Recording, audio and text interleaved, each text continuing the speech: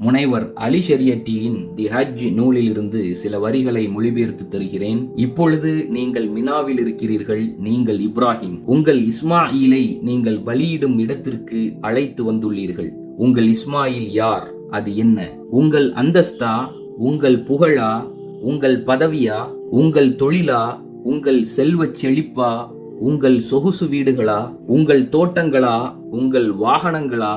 உங்கள் நேசத்துக்குரியவர்களா? உங்கள் குடும்பமா? உங்கள் கல்வி அறிவா? உங்கள் நற்பெயரா?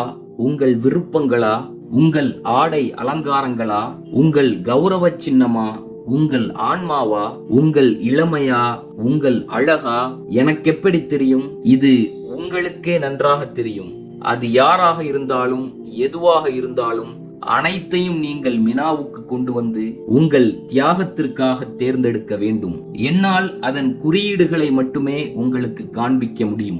இறை அர்ப்பணிப்பின் வழியில் உங்களை பலவீனப்படுத்தும் எதுவாக இருந்தாலும், உங்கள் இயக்கத்தை நிறுத்த கோரும் எதுவாக இருந்தாலும், உங்கள் பொறுப்பின் மீது ஐயம் ஏற்படுத்தும் எதுவாக இருந்தாலும், உங்களோடு இறுக பிணைக்கப்பட்டு உங்களை முன்னகர விடாமல் தடுக்கும் எதுவாக இருந்தாலும், சத்தியத்தை ஒப்புக்கொள்ளும் பொருட்டு தூது செய்தியை செவியேற்க விடாமல் உங்கள் உள்ளத்தை ஆக்கிரமித்துள்ள எதுவாக இருந்தாலும், உங்களை வெருண்டோடச் செய்யும் எதுவாக இருந்தாலும், உங்களை செவிடாகவும் குருடாகவும் ஆக்கும் சாக்கு போக்குகளை, சமரச வியாக்கியானங்களை, காதலை நோக்கி உங்களை உந்தித்தள்ளும் எதுவாக இருந்தாலும் அனைத்தையும் நீங்கள் மினாவுக்கு கொண்டு வந்து உங்கள் தியாகத்திற்காக தேர்ந்தெடுக்க வேண்டும். நீங்கள் இப்ராஹிம், உங்கள் இஸ்மாயிலின் பலவீனம் உங்களை இப்லீஸின் விளையாட்டு பொருளாக்குகிறது.